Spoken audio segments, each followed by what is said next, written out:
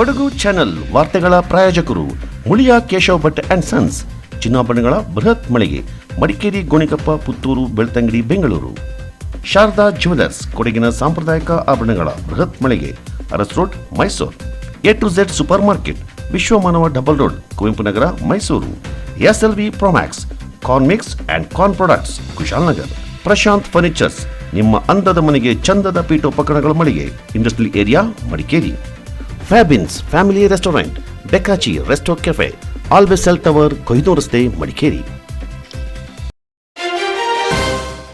ನಗರದ ಜಲಾಶಯ ಬಡಾವಣೆಯ ನಾಗರಿಕರ ಬಹುಕಾಲದ ಕೋರಿಕೆಯಾಗಿದ್ದ 50 ಲಕ್ಷ ರೂಪಾಯಿ ವೆಚ್ಚದಲ್ಲಿ ನಿರ್ಮಾಣವಾದ ತಡೆಗೋಡೆ ಸೇರಿದಂತೆ ವಿವಿಧ ಬಡಾವಣೆಗಳಲ್ಲಿ ನಿರ್ಮಿಸಿದ ಕಾಮಗಾರಿಯನ್ನು ಮಡಿಕೇರಿ ವಿಧಾನಸಭಾ ಕ್ಷೇತ್ರದ ಶಾಸಕರಾದ ಡಾ ಮಂತರ್ಗೌಡ ಅವರು ಲೋಕಾರ್ಪಣೆ ಮಾಡಿದರು. ಗೌಳಿ ಬೀದಿ ನೂತನ ಕಾಂಕ್ರೀಟ್ ರಸ್ತೆ, ಭಗವತಿ ನಗರದ ಮೂಲಕ ಅಬ್ಬಿ ಫಾಲ್ಸ್ಗೆ ಹೋಗುವ ಕಾಂಕ್ರೀಟ್ ರಸ್ತೆ ಕಾಮಗಾರಿ ನಾಗರಿಕರ ಸಮ್ಮುಖದಲ್ಲಿ ಉದ್ಘಾಟಿಸಿದರು. ಮುಖ್ಯಮಂತ್ರಿಯವರ ವಿಶೇಷ ಅನುದಾನದಲ್ಲಿ 3.5 ಕೋಟಿ ರೂಪಾಯಿಗಳನ್ನು ಮಡಿಕೇರಿ ನಗರದ ಬಡಾವಣೆಗಳ ಅಭಿವೃದ್ಧಿಗೆ ನೀಡಿದ್ದು, ಮುಂದಿನ ದಿನಗಳಲ್ಲಿ ಮತ್ತಷ್ಟು ಅನುದಾನ ಒದಗಿಸಿ ಮಡಿಕೇರಿಯನ್ನು ರಾಜ್ಯದಲ್ಲಿಯೇ ಮಾದರಿ ನಗರವನ್ನಾಗಿಸಲು ಪ್ರಯತ್ನ ಪಡುವುದಾಗಿ ಈ ಸಂದರ್ಭದಲ್ಲಿ ಡಾ ಮಂತರ್ಗೌಡ ಭರವಸೆ ನೀಡಿದರು.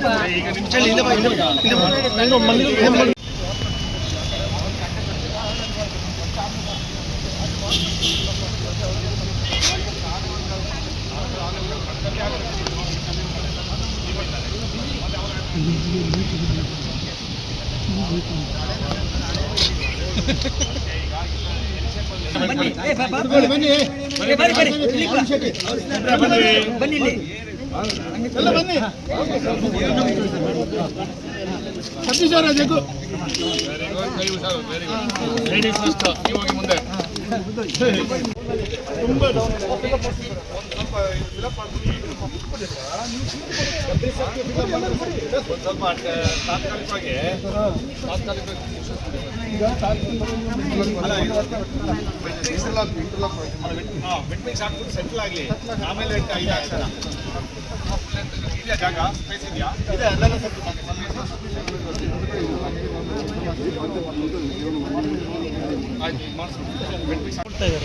ಏನು ಆಗಿದೆ?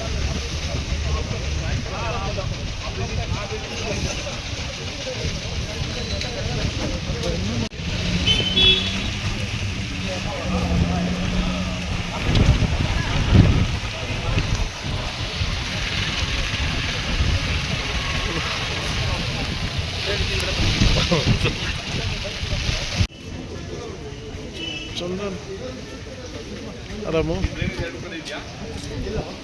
ರಾಜೀವ್ ಗಾಂಧಿ ಪಂಚಾಯತ್ ರಾಜ್ ಸಂಘಟನೆಯ ಜಿಲ್ಲಾಧ್ಯಕ್ಷರಾದ ತೆನ್ನಿರ ಮೈನಾ ಅವರು ಮಾತನಾಡಿ, 2018ರ ಪ್ರಕೃತಿ ವಿಕೋಪದಲ್ಲಿಂದ ಜಲಾಶಯ ಬಡಾವಣೆಯ ನಿವಾಸಿಗಳು ಭೂಕುಸಿತದ ಆತಂಕದಿಂದಲೇ ಇದ್ದು ತಮ್ಮ ಬಡಾವಣೆ ರಕ್ಷಣೆಗೆ ಮನವಿ ಸಲ್ಲಿಸುತ್ತಲೇ ಬಂದಿದ್ದರು. ದೊಡ್ಡ ಮೊತ್ತದ ಕಾಮಗಾರಿಯಾದ್ದರಿಂದ ಸಮಸ್ಯೆಗೆ ಪರಿಹಾರ ಸಿಕ್ಕಿರಲಿಲ್ಲ. ಕಳೆದ ವರ್ಷ ಮಳೆಗಾಲದಲ್ಲಿ ಈ ಅಪಾಯಕಾರಿ ಪ್ರದೇಶವನ್ನು ವೀಕ್ಷಿಸಿದ ಶಾಸಕರು ಅನುದಾನದ ಭರವಸೆ ನೀಡಿದ್ದರು.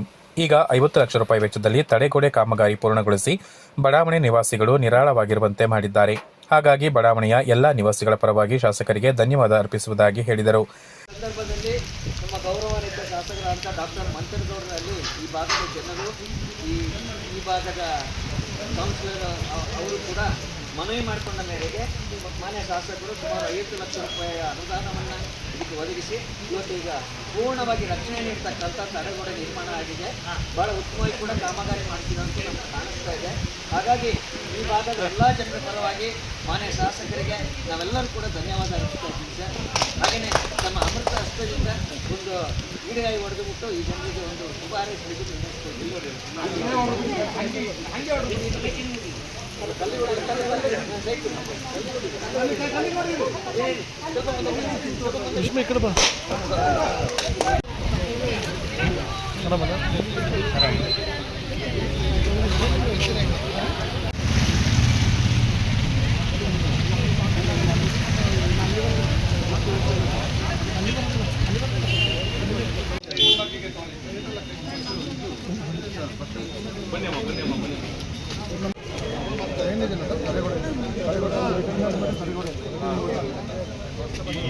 ನಗರಸಭೆ ಅಧ್ಯಕ್ಷರಾದ ಪಿ ಕಲಾವತಿ, ಮಡಿಕೇರಿ ನಗರಾಭಿವೃದ್ಧಿ ಪ್ರಾಧಿಕಾರದ ಅಧ್ಯಕ್ಷರಾದ ರಾಜೇಶ್ ಯಲ್ಲಪ್ಪ, ವಾರ್ಡ್ ನಗರಸಭಾ ಸದಸ್ಯೆ ಉಷಾ ಕಾವೇರಪ್ಪ, ನಗರಸಭೆ ಆಯುಕ್ತರಾದ ಎಚ್ಆರ್ ರಮೇಶ್, ಸಹಾಯಕ ಕಾರ್ಯಪಾಲಕ ಇಂಜಿನಿಯರ್ ಸತೀಶ್, ಕಿರಿಯ ಇಂಜಿನಿಯರ್ ಹೇಮಕುಮಾರ್, ಪ್ರಕಾಶ್ ಆಚಾರ್ಯ, ಪ್ರಮುಖರಾದ ಪುಷ್ಪ ಪೂಣಚ್ಚ, ಜೆಸಿ ಜಗದೀಶ್, ಮುದ್ದುರಾಜ್, ಅಂಬಿಕಲ್ ಕುಶಾಲಪ್ಪ, ಕಾವೇರಪ್ಪ, ಅಂಬಿಕಲ್ ನವೀನ್, ಜೀವನ್, ಕೋಚನ ಹರಿಪ್ರಸಾದ್, ವಿಜಿ ಮೋಹನ್, ಫ್ಯಾನ್ಸಿ ಪಾರ್ವತಿ, ಶಶಿಕಲಾ, ಕೋಚನ ಚೇತನ್, ರಾಜು, ಅರ್ಜುನ್ ಸೇರಿದಂತೆ ಸ್ಥಳೀಯ ನಾಗರಿಕರು ಉಪಸ್ಥಿತರಿದ್ದರು. ನೀಟ್ ಪ್ರಶ್ನೆ ಪತ್ರಿಕೆ ಸೋರಿಕೆ ಪ್ರಕರಣಕ್ಕೆ ಸಂಬಂಧಿಸಿದಂತೆ ದೆಹಲಿಯ ಜಂತರ್ ಮಂತರ್ನಲ್ಲಿ ಪ್ರತಿಭಟನೆ ನಡೆಸಿದ ವಿದ್ಯಾರ್ಥಿಗಳು ಹಾಗೂ ಯುವ ಸಮೂಹದ ವಿರುದ್ಧ ಹೂಡಲಾಗಿರುವ ಎಫ್ಐಆರ್ ಅನ್ನು ತಕ್ಷಣ ರದ್ದುಗೊಳಿಸಬೇಕೆಂದು ಒತ್ತಾಯಿಸಿ social democratic party of India ನಗರದಲ್ಲಿ ಪ್ರತಿಭಟನೆ ನಡೆಸಿತು. ನಗರದ ಇಂದಿರಾ ಗಾಂಧಿ ವೃತ್ತದಲ್ಲಿ ಪ್ರತಿಭಟನೆ ನಡೆಸಿದ ಎಸ್ಡಿಪಿಐ ಪಕ್ಷದ ಪ್ರಮುಖರು ಹಾಗೂ ಸದಸ್ಯರು ಕೇಂದ್ರ ಸರ್ಕಾರದ ವಿರುದ್ಧ ಅಸಮಾಧಾನ ವ್ಯಕ್ತಪಡಿಸಿದರು. ವಿದೇಶಗಳಲ್ಲಿ ಕಾಲೇಜು, ಇಲ್ಲಿಯ ನಮ್ಮಯ ಮಕ್ಕಳಿಗೆ ಓಬಿ ರಾಯನ ಭ್ರಷ್ಟ ದುಷ್ಟ ಸರ್ಕಾರ ತೊಲಗಲಿ ತೊಲಗಲಿ ಇಲ್ಲಿಂದ, ತೊಲಗಲಿ ತೊಲಗಲಿ ಇಲ್ಲಿಂದ. ಓದೋ ಮಕ್ಕಳ ಬಾಳಲ್ಲಿ ಜಾತಿ ನಿಮ್ಮಯ ಚೆಲ್ಲ. SDPI ಜಿಂದಾಬಾದ್, ಜಿಂದಾಬಾದ್, ಜಿಂದಾಬಾದ್. SDPI ಜಿಂದಾಬಾದ್. ಧಿಕ್ಕಾರ, ಧಿಕ್ಕಾರ. ಕೇಂದ್ರ ಸರ್ಕಾರಕ್ಕೆ ಧಿಕ್ಕಾರ. ಧಿಕ್ಕಾರ, ಧಿಕ್ಕಾರ. ಬಿಜೆಪಿಗೆ ಧಿಕ್ಕಾರ. ಧಿಕ್ಕಾರ, ಧಿಕ್ಕಾರ. ಬಿಜೆಪಿಗೆ ಧಿಕ್ಕಾರ. ಧಿಕ್ಕಾರ, ಧಿಕ್ಕಾರ. ಆರ್ಎಸ್ಎಸ್ಗೆ ಧಿಕ್ಕಾರ. ಧಿಕ್ಕಾರ. ಬಿಜೆಪಿಗೆ ಧಿಕ್ಕಾರ. ಧಿಕ್ಕಾರ. ಇವರಿಗೆ ನಮ್ಮಯ ಧಿಕ್ಕಾರ. ನಿಮ್ಮಯ ಅನ್ಯಾಯ ಸಾಕಾಗಿ ದೂರಾಗಳಿದ್ದವು ದೂರಾಗಿ. ವಿದ್ಯಾರ್ಥಿಗಳು ಹಾಗೂ ಯುವ ಪೀಳಿಗೆ ಈ ದೇಶದ ಭವಿಷ್ಯವಾಗಿದ್ದು ಅವರ ಮೇಲೆ ಹೂಡಲಾಗಿರುವ ಎಲ್ಲಾ ಕೇಸ್ಗಳನ್ನು ಹಿಂಪಡೆಯಬೇಕು ಎಂದು ಆಗ್ರಹಿಸಿದರು. ಎಸ್ಡಿಪಿಐ ಜಿಲ್ಲಾಧ್ಯಕ್ಷ ಅಮೀನ್ ಮೊಹಸಿನ್ ಅವರು ಮಾತನಾಡಿ, ನೀಟ್ ಪ್ರಶ್ನೆ ಪತ್ರಿಕೆ ಸೋರಿಕೆಗೆ ಸಂಬಂಧಿಸಿದಂತೆ ಪ್ರತಿಭಟನೆ ನಡೆಸುತ್ತಿದ್ದವರ ಮೇಲೆ ಗುಂಡು ಹಾರಿಸಿ ಹೋರಾಟವನ್ನು ಹತ್ತಿಕ್ಕುವ ಕೆಲಸವನ್ನು ಕೇಂದ್ರ ಸರ್ಕಾರ ಮಾಡಿದೆ. ವಿದ್ಯಾರ್ಥಿಗಳ ಭವಿಷ್ಯದ ಆತಂಕಗಳನ್ನು ಕೇಂದ್ರ ಸರ್ಕಾರ ಮನಗಾಣುವಲ್ಲಿ ವಿಫಲವಾಗಿದೆ. ದೇಶದಲ್ಲಿ ನಿರಂಕುಶ ಆಡಳಿತ ನಡೆಯುವುದನ್ನು ಯುವ ಸಮೂಹ ಪ್ರತಿಭಟನೆ ಮೂಲಕ ವಿರೋಧಿಸಿದೆ. ಇದನ್ನು ಸಹಿಸದ ಸರ್ಕಾರ ಪ್ರತಿಭಟನಾಕಾರರ ಮೇಲೆ ಕೇಸ್ ದಾಖಲಿಸಿದೆ ಎಂದು ಆರೋಪಿಸಿದರು.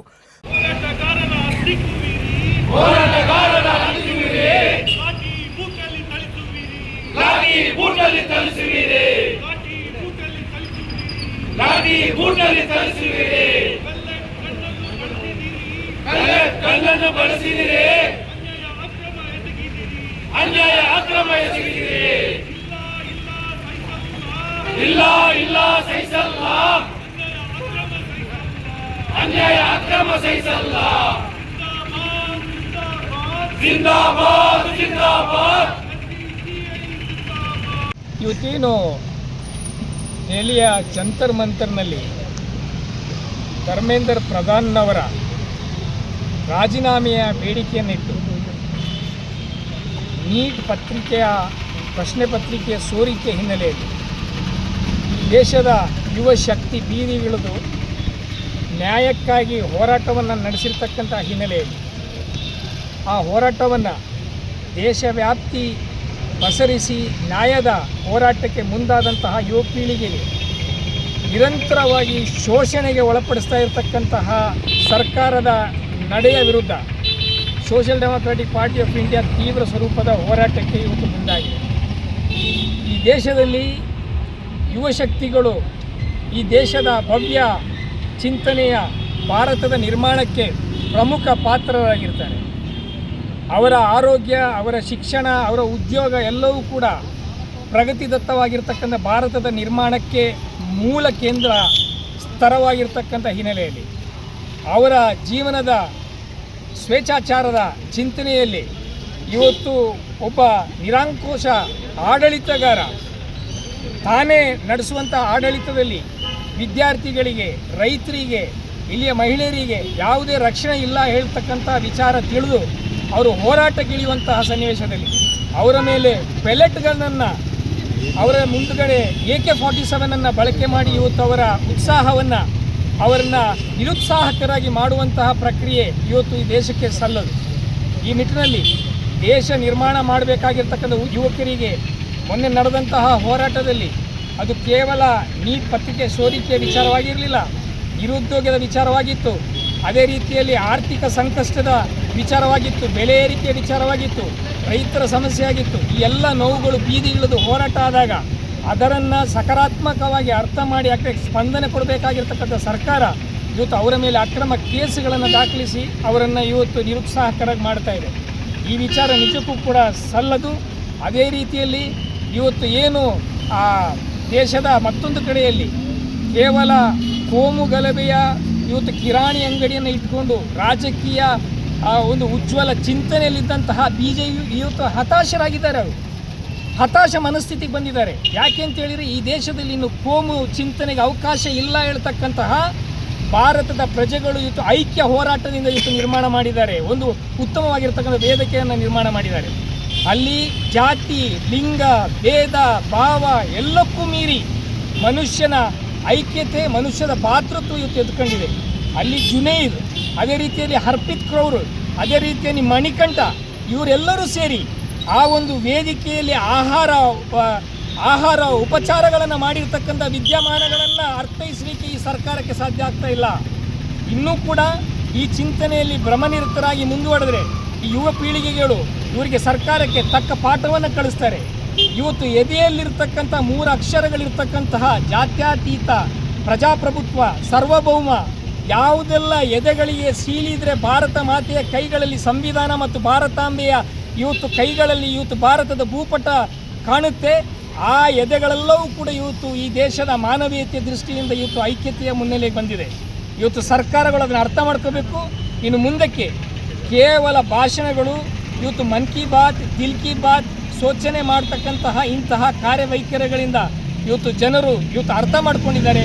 ಮುಂದಿನ ದಿನಗಳಿಗೆ ಇವತ್ತು ಒಳ್ಳೆಯ ಒಂದು ಭವಿಷ್ಯವನ್ನು ಸರ್ಕಾರ, ಉಜ್ವಲವಾಗಿರ್ತ ಭವಿಷ್ಯನ ಯುವಕರಿಗೆ ಮಾಡಿಕೊಡದಿದ್ದರೆ ಮಾಡ್ತಕ್ಕಂಥ ಮುಂದೆ ಆಗುವಂಥ ಎಲ್ಲ ಹೋರಾಟಕ್ಕೂ ಕೂಡ social democratic party of India ಬಹಳ ಶಕ್ತಿಯುತವಾಗಿ ಅದರಲ್ಲಿ ಕೈ ಜೋಡಿಸಲಿದೆ ಹೇಳ್ತಕ್ಕಂಥ ಮಾತನ್ನು ಹೇಳಿದೆ. ಪ್ರತಿಭಟನೆಯಲ್ಲಿ SDPI ಪ್ರಮುಖರಾದ ಅಬ್ದುಲ್ ಅಡ್ಕಾರ್, ನಗರಸಭಾ ಸದಸ್ಯರಾದ MK ಮನ್ಸೂರ್ ಅಲಿ, ಮೇರಿ ವೇಗಸ್, ಪಕ್ಷದ ಪದಾಧಿಕಾರಿಗಳು ಹಾಗೂ SDPI ವುಮೆನ್ಸ್ ಇಂಡಿಯಾ ಘಟಕದ ಪ್ರಮುಖರು ಪಾಲ್ಗೊಂಡಿದ್ದರು. ಸೋಮವಾರಪೇಟೆ ಸಮೀಪದ ಚೌಡ್ಲು ಗ್ರಾಮದ ಅರೆಬೆಟ್ಟದ ಹೊಲದಲ್ಲಿ ಮೇಯಲು ಕಟ್ಟಿದ್ದ 4 ಆಡುಗಳನ್ನು ಹಾಡು ಹಗಲೇ ಚಿರತೆ ಬಲಿ ಪಡೆದಿರುವುದು ಕಂಡುಬಂದಿದೆ. ಚೌಡ್ಲು ಗ್ರಾಮದ ಅರೆಬೆಟ್ಟ ನಿವಾಸಿ ದೇವರಾಜು ಎಂಬುವರಿಗೆ ಸೇರಿದ ಆಡುಗಳು ಎಂದು ತಿಳಿದುಬಂದಿದೆ. ತನ್ನ ಹೊಲದಲ್ಲಿ ಮೇಯಲು ಬಿಟ್ಟಿದ್ದ 2 ಗಂಡು 2 ಹೆಣ್ಣು ಗಬ್ಬದ ಆಡುಗಳು ಸೇರಿದಂತೆ ಒಟ್ಟು 4 ಆಡುಗಳನ್ನು ಏಕಕಾಲದಲ್ಲಿ ದಾಳಿ ಮಾಡಿ ಚಿರತೆ ಕೊಂದು ತಿಂದಿದೆ. ಸ್ಥಳಕ್ಕೆ ಅರಣ್ಯ ಅಧಿಕಾರಿಗಳು ಭೇಟಿ ನೀಡಿ ಬೇಟೆಯಾಡಿದ ವನ್ಯಮೃಗವನ್ನು ಪತ್ತೆ ಹಚ್ಚಿ ಸೆರೆ ಹಿಡಿಯಲು ಬೋನ್ ಅಳವಡಿಸಲಾಗುವುದು ಎಂದು ತಿಳಿಸಿದ್ದಾರೆ. ಇನ್ನು ಮಾಲೀಕನಿಗೆ ಸೂಕ್ತ ಪರಿಹಾರ ಒದಗಿಸುವ ಭರವಸೆಯನ್ನು ನೀಡಿದ್ದಾರೆ. ಸ್ಥಳದಲ್ಲಿ ಗ್ರಾಮದ ಮಹೇಶ್ ತಿಮ್ಮಯ್ಯ, ಮಂಜುನಾಥ್ ಮೋಹನ್, ಅರಣ್ಯಾಧಿಕಾರಿ ಪ್ರಶಾಂತ್ ಹಾಗೂ ಸಿಬ್ಬಂದಿಗಳು ಉಪಸ್ಥಿತರಿದ್ದರು.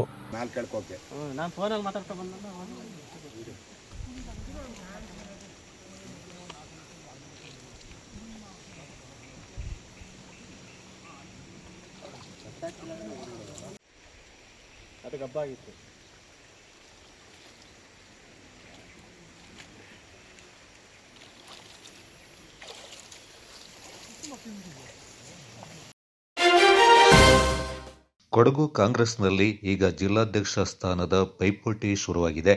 ಕಾಂಗ್ರೆಸ್ ಜಿಲ್ಲಾಧ್ಯಕ್ಷ ಸ್ಥಾನಕ್ಕೆ ಹಲವು ನಾಯಕರು ಒಲವು ತೋರಿದ್ದು, ಪ್ರಬಲ ಆಕಾಂಕ್ಷಿಗಳ ಪಟ್ಟಿಯಲ್ಲಿ ನಾಪಂಡ ಮುತ್ತಪ್ಪ ಮುಂಚೂಣಿಯಲ್ಲಿದ್ದಾರೆ. ಕೊಡಗಿನಲ್ಲಿ ಬಿಜೆಪಿ ಹಾಗೂ ಆರ್ಎಸ್ಎಸ್ ರಾಜಕಾರಣವನ್ನು ಆರಂಭಿಕ ಹಂತದಲ್ಲೇ ವಿರೋಧಿಸುತ್ತಾ ತಮ್ಮದೇ ಸಿದ್ಧಾಂತದೊಂದಿಗೆ ರಾಜಕೀಯ ಹೋರಾಟ ನಡೆಸ್ತಾ ಇರುವ ನಾಪಂಡ ಮುತ್ತಪ್ಪ ಇದೀಗ ಮತ್ತೆ ರಾಜಕೀಯ ವಲಯದಲ್ಲಿ ಚರ್ಚೆಗೆ ಗ್ರಾಸವಾಗಿದ್ದಾರೆ. ಹೊಂದಾಣಿಕೆಯ ರಾಜಕಾರಣಕ್ಕೆ ಒಪ್ಪಿಕೊಳ್ಳದೆ ತಾವು ನಂಬಿರುವ ಎಡಪಂಥೀಯ ಸಿದ್ಧಾಂತದೊಂದಿಗೆ ರಾಜಿ ಮಾಡಿಕೊಳ್ಳದಿರುವುದೇ ನಾಪಂಡ ಮುತ್ತಪ್ಪ ಅವರ ರಾಜಕೀಯ ಪಯಣದ ಪ್ರಮುಖ ಅಂಶವಾಗಿದೆ. ಈ ಕಾರಣಕ್ಕಾಗಿಯೇ ಪಕ್ಷದೊಳಗೆ ಹಲವು ಸಂದರ್ಭಗಳಲ್ಲಿ ಮೂಲೆಗುಂಪಾಗಬೇಕಾಯಿತು ಎಂಬ ಮಾತುಗಳು ಕಾಂಗ್ರೆಸ್ ವಲಯದಲ್ಲಿ ಕೇಳಿಬರ್ತಾ ಇವೆ. ಟ್ರೇಡ್ ಯೂನಿಯನ್ ಚಟುವಟಿಕೆಗಳ ಮೂಲಕ ರಾಜಕೀಯ ಪ್ರವೇಶಿಸಿದ ಮುತ್ತಪ್ಪ ಮತ್ತು ಮುದ್ದಪ್ಪ ಕಾರ್ಮಿಕರು ಹಾಗೂ ಸಾಮಾನ್ಯ ಜನರ ಸಮಸ್ಯೆಗಳ ಪರವಾಗಿ ಧ್ವನಿ ಎತ್ತುತ್ತಾ ತಮ್ಮದೇ ಆದ ರಾಜಕೀಯ ನೆಲೆಯನ್ನ ನಿರ್ಮಿಸಿಕೊಂಡವರು.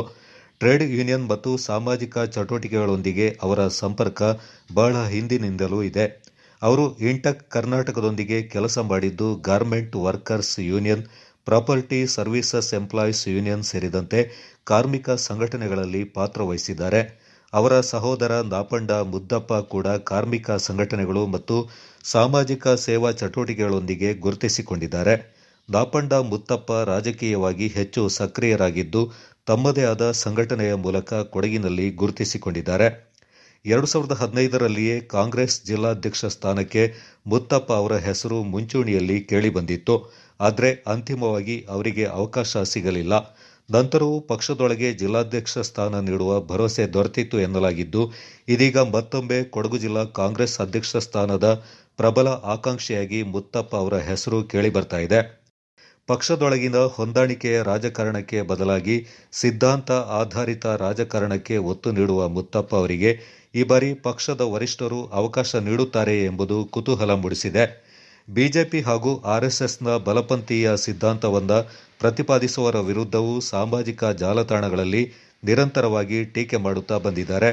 ಸಾಮಾಜಿಕ ಜಾಲತಾಣಗಳ ಆರಂಭಿಕ ದಿನಗಳಲ್ಲೇ ಪ್ರಧಾನಿ ನರೇಂದ್ರ ಮೋದಿ ಅವರ ಆಡಳಿತ ಹಾಗೂ ನೀತಿಗಳನ್ನು ಪ್ರಶ್ನೆ ಮಾಡುವ ಮೂಲಕ ಕೊಡಗಿನಲ್ಲಿ ಮಾತ್ರವಲ್ಲ ರಾಜ್ಯ ಮಟ್ಟದಲ್ಲಿಯೂ ಗಮನ ಸೆಳೆದವರಲ್ಲಿ ನಾಪಂಡ ಸಹೋದರರು ಪ್ರಮುಖರು ಎಂಬ ಅಭಿಪ್ರಾಯ ಅವರ ಬೆಂಬಲಿಗರದ್ದು.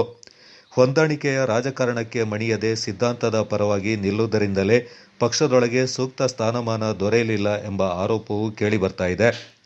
ಜಿಲ್ಲಾಧ್ಯಕ್ಷ ಸ್ಥಾನ ನೀಡುವ ಭರವಸೆ ಈಡೇರದ ಹಿನ್ನೆಲೆಯಲ್ಲಿ ಒಂದು ಹಂತದಲ್ಲಿ ಮುತ್ತಪ್ಪ ಕಾಂಗ್ರೆಸ್ ಅನ್ನ ತೊರೆದಿದ್ರು.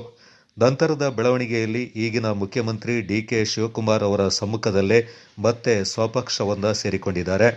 ಇದೀಗ ಕೊಡಗು ಜಿಲ್ಲಾ ಕಾಂಗ್ರೆಸ್ ಅಧ್ಯಕ್ಷ ಸ್ಥಾನಕ್ಕೆ ಹೊಸ ನೇಮಕಾತಿ ಕುರಿತು ಚರ್ಚೆ ನಡೀತಾ ಇರುವ ಸಂದರ್ಭದಲ್ಲಿ ನಾಪಂಡ ಮುತ್ತಪ್ಪ ಅವರ ಹೆಸರು ಮತ್ತೆ ಮುಂಚೂಣಿಗೆ ಬಂದಿದೆ. ಸಿದ್ಧಾಂತದ ರಾಜಕಾರಣವೋ ಹೊಂದಾಣಿಕೆಯ ರಾಜಕಾರಣವೋ ಕೊಡಗು ಕಾಂಗ್ರೆಸ್ನಲ್ಲಿ ಈ ಪ್ರಶ್ನೆ ಮತ್ತೆ ಮುನ್ನೆಲೆಗೆ ಬಂದಿದ್ದು, ಪಕ್ಷದ ವರಿಷ್ಠರು ಈ ಬಾರಿ ಯಾವ ರೀತಿಯ ನಾಯಕತ್ವಕ್ಕೆ ಆದ್ಯತೆ ನೀಡುತ್ತಾರೆ ಎಂಬುದೇ ಕುತೂಹಲದ ವಿಷಯವಾಗಿದೆ. ಅವಕಾಶ ಬಂದಿತ್ತು. ನಾನು ಬೇಡ ಅಂತ ಹೇಳಿದಕ್ಕೆ ಚಂದ್ರಮೌಳಿ ಅವ್ರಿಗೆ ಕೊಟ್ಟರು. ಆ್ಯಕ್ಚುಲಿ ಅರುಣ್ ಮಾಚೆ ಅವ್ರಿಗೆ ಬಂದಿತ್ತು. ಅರುಣ್ ಮಾಚೆ ಅವ್ರು ಬೇಡ ಅಂತ ಹೇಳಿದಕ್ಕೆ ನನಗೆ ಅವಕಾಶವನ್ನು ಕೊಟ್ಟರು. ನಾನು ಬೇಡ ಅಂತ ಹೇಳಿದಕ್ಕೆ ಚಂದ್ರಮೌಳಿ ಅವ್ರಿಗೆ ಕೊಟ್ಟಿದ್ದು. ಬಹುಶಃ 15 ಅನ್ಕೋತೀನಿ, ಇಸ್ವಿ ನೆನ್ಪಿಟ್ಕೊಂಡು. ಹೌದು, 15ರಲ್ಲಿ. ಈಗ ನಾನು ಆಗ ಹೇಳಿದ್ದೆ, ಪಕ್ಷ ಸಂಘಟನೆಗೆ ನನಗೆ ಅವಕಾಶ ಕೊಡಿ, ಈ ಅಧಿಕಾರ ಏನು ಬೇಡ ಅಂತ. ಅರ್ಥ ಆಯ್ತಾ? ಪಕ್ಷ ಸಂಘಟನೆಗೆ ಇವತ್ತುವರೆಗೆ ಅವಕಾಶ ಕೊಡಲೇ ಇಲ್ಲ. 10 ವರ್ಷ ಆಗೋಯ್ತು, 11 ವರ್ಷ ಆಗೋಯ್ತು, ಏನೂ ಅವಕಾಶ ಕೊಡಲಿಲ್ಲ. ಯಾವ ಸಂಘಟನೆ ಮಾಡೋಕ್ಕೂ ಅವಕಾಶ ಕೊಡಲಿಲ್ಲ.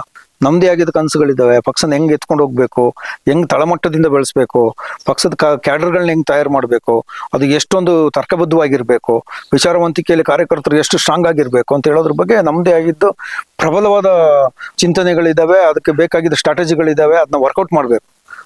ಏನು ಅವಕಾಶನೇ ಕೊಡೋದಿದ್ಮೇಲೆ ಏನು ಮಾಡ್ತೀರಿ? ವಿರಾಜಪೇಟೆ ರೋಟರಿ ಪ್ರಾಥಮಿಕ ಶಾಲೆಯಲ್ಲಿ ಕೆಜಿ ವಿಭಾಗದ ನೂತನ ಬಾಲ ನಾಯಕರ ಪದಗ್ರಹಣ ಸಮಾರಂಭ ಸಂಭ್ರಮದಿಂದ ಜರುಗಿತು. ಕಾರ್ಯಕ್ರಮದಲ್ಲಿ ಮುಖ್ಯ ಅತಿಥಿಯಾಗಿ ಪಾಲ್ಗೊಂಡು ಕಾರ್ಯಕ್ರಮ ಉದ್ಘಾಟಿಸಿ ಬಾಲ ನಾಯಕರಿಗೆ ಬ್ಯಾಡ್ಜ್ ನೀಡಿ ಬಳಿಕ ಮಾತನಾಡಿದ ಕವಿ ಲೇಖಕಿ ರಜಿತಾ ಕಾರ್ಯಪ್ಪ, ನಾಯಕತ್ವ ಬಾಲ್ಯದಲ್ಲೇ ಮೊಳಕೆ ಒಡೆಯಬೇಕು. ನಾಯಕತ್ವ ಎಂಬುದು ಕೇವಲ ದೊಡ್ಡವರ ಆಸ್ತಿಯಲ್ಲ. ಚಿಕ್ಕ ವಯಸ್ಸಿನಲ್ಲೇ ಮಕ್ಕಳಲ್ಲಿ ಜವಾಬ್ದಾರಿ, ಶಿಸ್ತು ಮತ್ತು ನಾಯಕತ್ವದ ಗುಣಗಳನ್ನು ಬೆಳೆಸಿದಾಗ ಭವಿಷ್ಯದಲ್ಲಿ ಉತ್ತಮ ಪ್ರಜೆಗಳಾಗಿ ರೂಪುಗೊಳ್ಳುತ್ತಾರೆ. ರೋಟರಿ ಶಾಲೆಯ ಈ ಪ್ರಯತ್ನ ಶ್ಲಾಘನೀಯವೆಂದರು. ರೋಟರಿ ಸಂಸ್ಥೆಯ ಕಾರ್ಯದರ್ಶಿ ಸರೋಜ್ ಕಾರ್ಯಪ್ಪ ಮಾತನಾಡಿ, ಶಾಲಾ ಹಂತದಲ್ಲೇ ಇಂತಹ ಜವಾಬ್ದಾರಿಗಳನ್ನು ನೀಡುವುದರಿಂದ ಮಕ್ಕಳಲ್ಲಿ ಆತ್ಮವಿಶ್ವಾಸ ಹೆಚ್ಚಾಗುತ್ತದೆ. ಪಠ್ಯದ ಜೊತೆಗೆ ಪಠ್ಯೇತರ ಚಟುವಟಿಕೆಗಳಲ್ಲೂ ಮಕ್ಕಳು ಸಕ್ರಿಯವಾಗಿ ತೊಡಗಿಸಿಕೊಳ್ಳಬೇಕೆಂದರು. ರೋಟರಿ ಶಾಲೆಯ ಮುಖ್ಯೋಪಾಧ್ಯಾಯರಾದ ವಿಶಾಲಾಕ್ಷಿ ಅವರು ಅಧ್ಯಕ್ಷತೆ ವಹಿಸಿ ಮಾತನಾಡಿ, ಮಕ್ಕಳ ಮೊದಲ ಶಾಲೆ ಮನೆ. ಶಾಲೆಯಲ್ಲಿ ಶಿಕ್ಷಕರು ನೀಡುವ ಶಿಸ್ತಿನ ಜೊತೆಗೆ ಮನೆಯಲ್ಲಿ ಪೋಷಕರು ನೀಡುವ ಪ್ರೋತ್ಸಾಹ ಮಗುವಿನ ಆತ್ಮವಿಶ್ವಾಸವನ್ನು ದ್ವಿಗುಣಗೊಳಿಸುತ್ತೆ ಎಂದರು. ಸಮಾರಂಭದಲ್ಲಿ ನೂತನವಾಗಿ ಆಯ್ಕೆಯಾದ ಬಾಲ ನಾಯಕರಿಗೆ ಅಧಿಕೃತ ಬ್ಯಾಡ್ಜ್ ಧರಿಸಿ ಜವಾಬ್ದಾರಿ ಹಸ್ತಾಂತರಿಸಿ ಪ್ರಮಾಣ ವಚನ ಬೋಧಿಸಲಾಯಿತು. ಸ್ಟಾರ್ ನಾಯಕಿಯಾಗಿ ಯುಕ್ತಾ ಕೆಜಿ, ಸಾಂಸ್ಕೃತಿಕ ನಾಯಕಿ ಸನ್ಮಯ ಪಿಎಸ್, ಶಿಸ್ತು ನಾಯಕ ಮೊಹಮ್ಮದ್ ನಿಹಾಲ್, ಕ್ರೀಡಾ ನಾಯಕ ಚಂದನ್ ಕುಮಾರ್ ಪ್ರಮಾಣ ವಚನ ಸ್ವೀಕರಿಸಿದರು. ಉದ್ಘಾಟನೆಯಾಗಿ 1 ವರ್ಷವೂ ಪೂರ್ಣಗೊಂಡಿಲ್ಲ. ಆದರೆ ಬರೋಬ್ಬರಿ 8 ಕೋಟಿ ರೂಪಾಯಿ ವೆಚ್ಚದಲ್ಲಿ ನಿರ್ಮಾಣವಾದ ಕುಶಾಲನಗರ ಪುರಸಭೆಯ ನೂತನ ಕಟ್ಟಡದ ಮೇಲ್ಛಾವಣಿಯಿಂದ ನೀರು ಸೋರ್ತಾ ಇದೆ. ಸಣ್ಣ ಮಳೆಗೆ ಕಟ್ಟಡದ ಒಳಗೆ ನೀರು ಸೋರ್ತಾ ಇದ್ದು ಅಧಿಕಾರಿಗಳು ಮತ್ತು ಸಾರ್ವಜನಿಕರು ಪರದಾಡುವಂತಾಗಿದೆ. ಪ್ರಮುಖ ದಾಖಲೆಗಳು, ಕಡತಗಳು ಒದ್ದೆಯಾಗುವ ಭೀತಿ ಎದುರಾಗಿದೆ. 1 ವರ್ಷದ ಹಿಂದೆ ಅದ್ದೂರಿಯಾಗಿ ಉದ್ಘಾಟನೆಯಾಗಿದ್ದ ಈ ಕಟ್ಟಡದ ಕಾಮಗಾರಿಯ ಗುಣಮಟ್ಟದ ಬಗ್ಗೆ ಈಗ ಪ್ರಶ್ನೆಗಳು ಎದ್ದಿವೆ. ಸಾರ್ವಜನಿಕರ ತೆರಿಗೆ ಹಣದಲ್ಲಿ ನಿರ್ಮಾಣವಾದ ಕಟ್ಟಡದ ಸ್ಥಿತಿ ನೋಡಿ ಜನರು ಆಕ್ರೋಶ ವ್ಯಕ್ತಪಡಿಸ್ತಾ ಇದ್ದಾರೆ. ಈ ಬಗ್ಗೆ ಪ್ರತಿಕ್ರಿಯಿಸಿದ ಕೊಡಗು ಅಭಿವೃದ್ಧಿ ಸಮಿತಿ ತಾಲೂಕು ಅಧ್ಯಕ್ಷ ನಾಗೇಂದ್ರ ಅವರ ನೇತೃತ್ವದಲ್ಲಿ ಪುರಸಭೆ ಮುಂಭಾಗ ಪ್ರತಿಭಟನೆ ನಡೆಸಲಾಯಿತು.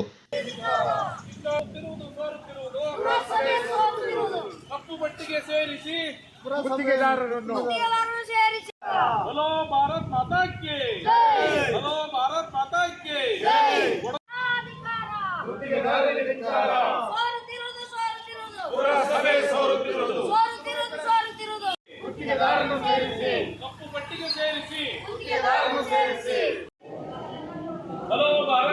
ಕಿ ಕೊಡಗು ಅಭಿವೃದ್ಧಿ ಸಮಿತಿಗೆ ಕಪ್ಪು ಪಟ್ಟಿಗೆ ಸೇರಿಸಿ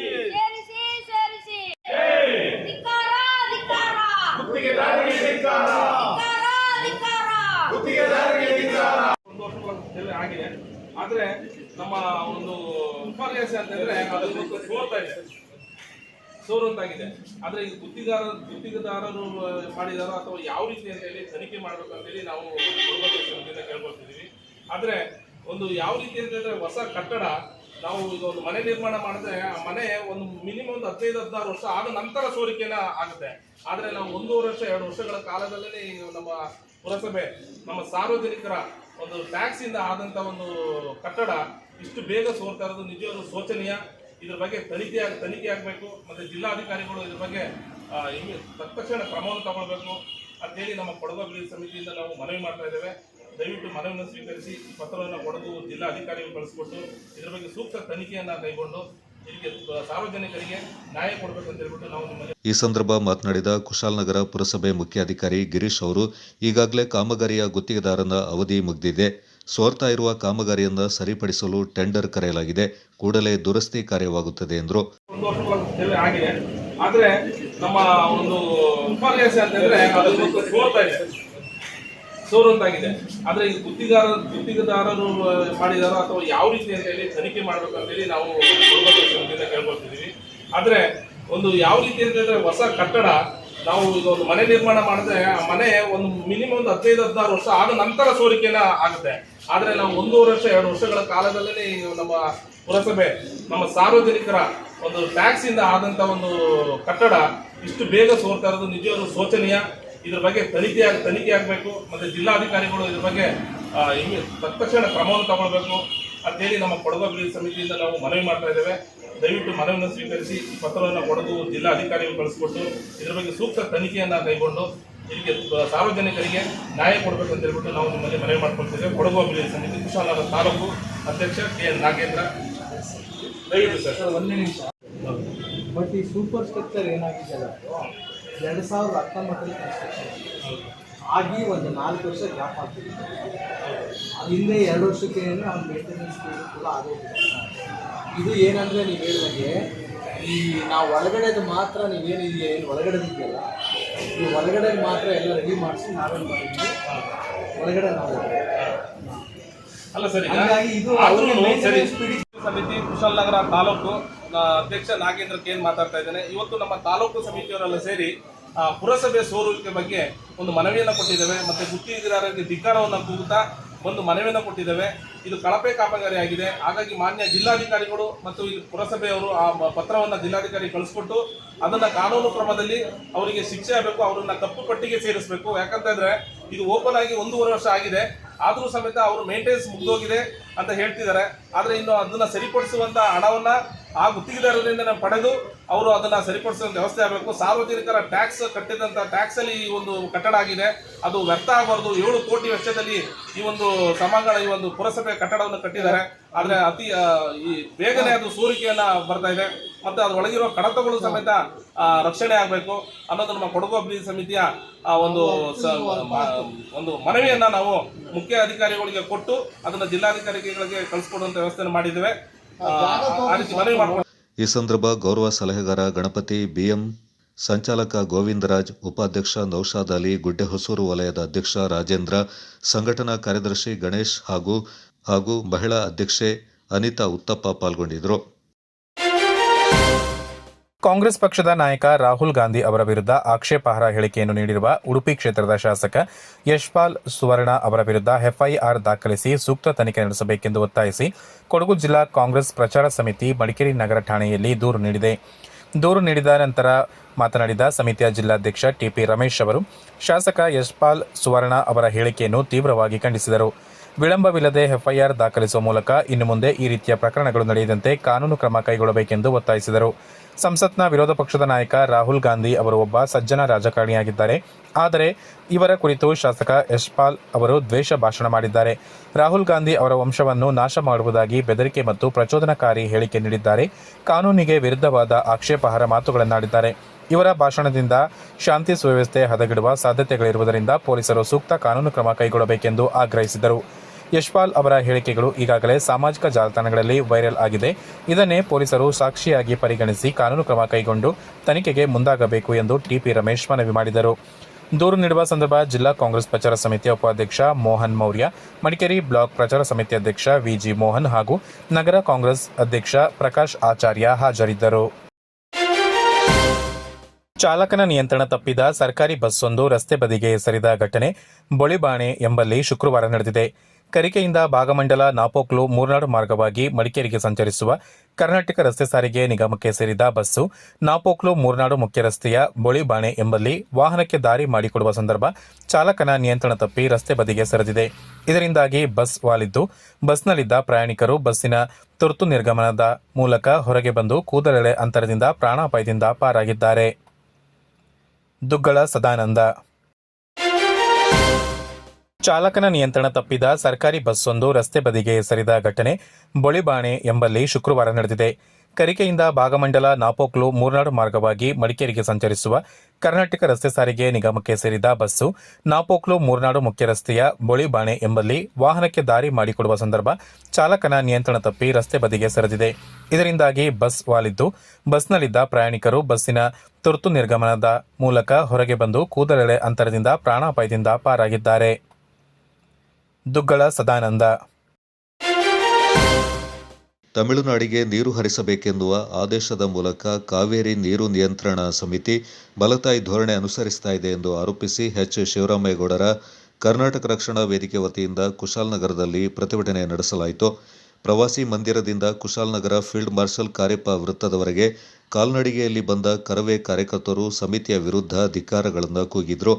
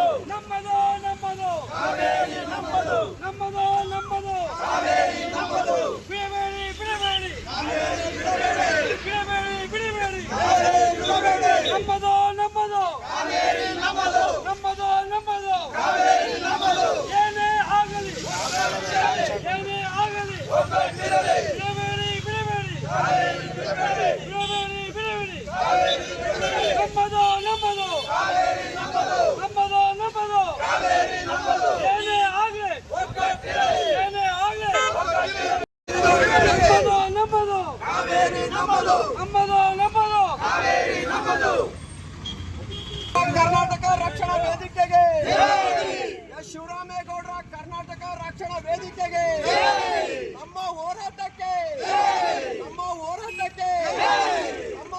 ನಮ್ಮದು ಬಳಿಕ ಹೆದ್ದಾರಿಯಲ್ಲಿ ಕೆಲಕಾಲ ಮಾನವ ಸರಪಳಿ ರಚಿಸಿ ರಸ್ತೆ ತಡೆ ನಡೆಸಿ ತಮ್ಮ ಆಕ್ರೋಶ ವ್ಯಕ್ತಪಡಿಸಿದರು. ಈ ಸಂದರ್ಭ ಮಾತನಾಡಿದ ಕರವೇ ಜಿಲ್ಲಾಧ್ಯಕ್ಷ ಡಾ. BA ದಿನೇಶ್ ಶೆಟ್ಟಿ, ಕರ್ನಾಟಕದಲ್ಲಿ ಅನಾವೃಷ್ಟಿ ಕಾರಣ ಬರದ ಪರಿಸ್ಥಿತಿ ಎದುರಾಗಿದೆ. ನಮ್ಮ ಜನತೆ ಜಾನುವಾರುಗಳಿಗೆ ಕುಡಿಯಲು ನೀರಿಲ್ಲ. ಬೆಳೆಗೆ ನೀರಿಲ್ಲದೆ ರೈತಾಪಿ ವರ್ಗ ಕಂಗಾಲಾಗಿದೆ.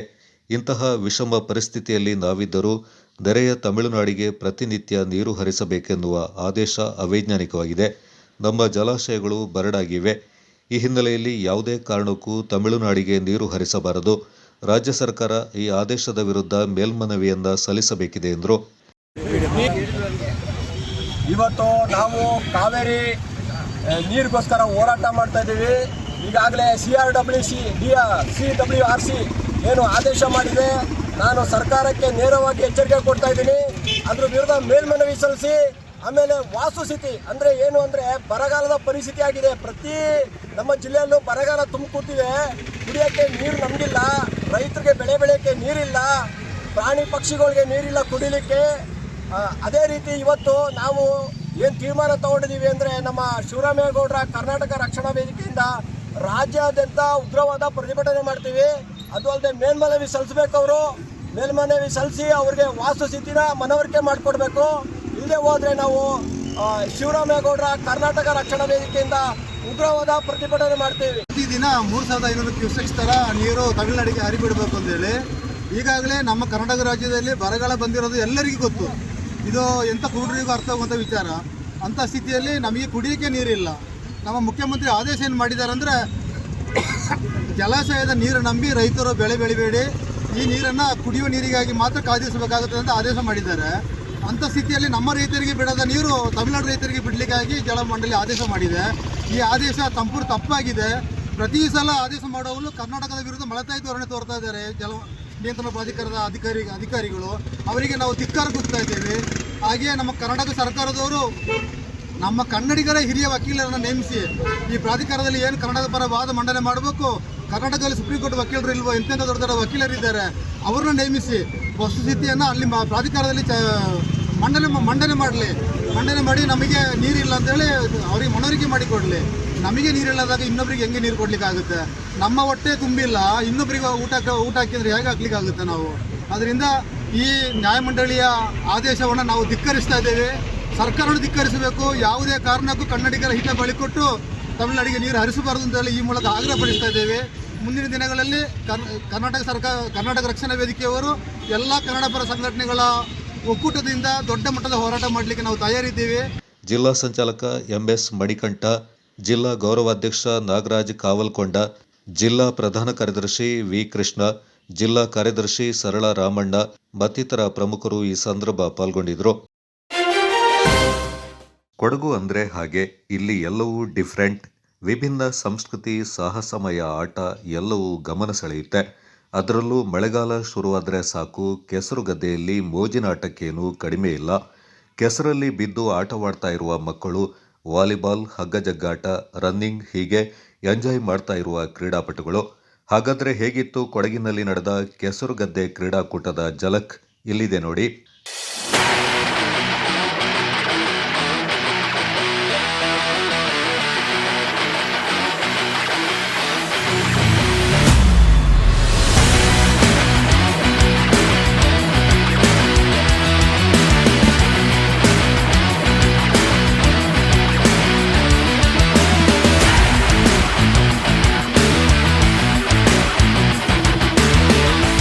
ಗದ್ದೆ ಮಧ್ಯೆ ಕೆಸರಿನ ಉಕುಳಿ, ಕೆಸರಲ್ಲಿ ಬಿದ್ದು ಎಂಜಾಯ್ ಮಾಡ್ತಾ ಇರುವ ಜನತೆ, ವಾಲಿಬಾಲ್, ಥ್ರೋಬಾಲ್ನಲ್ಲಿ ಮಿಂದೆದ್ದ ಯುವಕ ಯುವತಿಯರು, ಮೈ ನವಿರೇಳಿಸುವ ಪುರುಷರ ಹಗ್ಗಜಗ್ಗಾಟ, ಸಖತ್ ಥ್ರಿಲ್ ನೀಡಿದ ರಾಜ್ಯ ಮಟ್ಟದ ಕೆಸರುಗದ್ದೆ ಕ್ರೀಡಾಕೂಟ. ಹೀಗೊಂದು ದೃಶ್ಯ ಕಂಡುಬಂದಿದ್ದು ಕೊಡಗು ಜಿಲ್ಲೆ ಮಡಿಕೇರಿ ಸಮೀಪದ ತಾಳತಮನೆಯ ಮಲ್ಲನ ಬೆಳ್ಳೆಪ್ಪನವರ ಗದ್ದೆಯಲ್ಲಿ. ಫಾರ್ಮರ್ಸ್ ಕ್ಲಬ್ ತಾಳತಮನೆ ಇವರ ಸಹಯೋಗದಲ್ಲಿ 2ನೇ ವರ್ಷದ ಕೆಸರುಗದ್ದೆ ಕ್ರೀಡಾಕೂಟ ಆಯೋಜನೆಗೊಂಡಿದ್ದು, ಕ್ರೀಡಾಕೂಟದಲ್ಲಿ ಆಹ್ವಾನಿತ ಸುಮಾರು 20ಕ್ಕೂ ಹೆಚ್ಚು ತಂಡಗಳು ಭಾಗವಹಿಸಿದ್ದು ವಿಶೇಷವಾಗಿತ್ತು.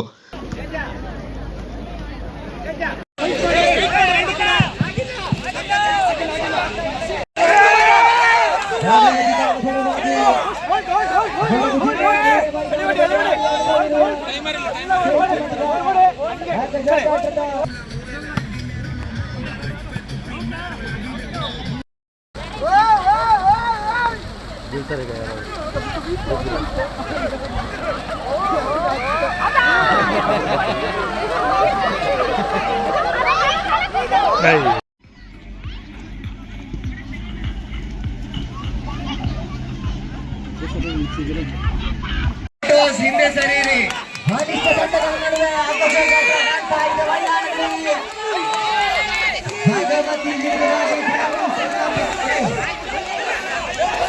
ಪ್ರಕೃತಿ ಸೌಂದರ್ಯದ ಶ್ರೀಮಂತ ಜಿಲ್ಲೆ, ರಾಜ್ಯದ ಪುಟ್ಟ ಜಿಲ್ಲೆ, ವಿಶಿಷ್ಟ ಸಂಸ್ಕೃತಿ ಆಚಾರ ವಿಚಾರಗಳಿಂದ ಗಮನ ಸೆಳೀತಾ ಇರುವ ಕೊಡಗಿನಲ್ಲಿ ಗ್ರಾಮೀಣ ಕ್ರೀಡೆಗಳ ಬಗ್ಗೆ ಆಸಕ್ತಿ ಮೂಡಿಸುವ ಉದ್ದೇಶದಿಂದ ಮತ್ತು ಕ್ರೀಡೆಗಳನ್ನು ಉಳಿಸುವ ದೃಷ್ಟಿಯಿಂದ ಕೆಸರುಗದ್ದೆ ಕ್ರೀಡಾಕೂಟವನ್ನು ಆಯೋಜನೆ ಮಾಡಲಾಗಿತ್ತು.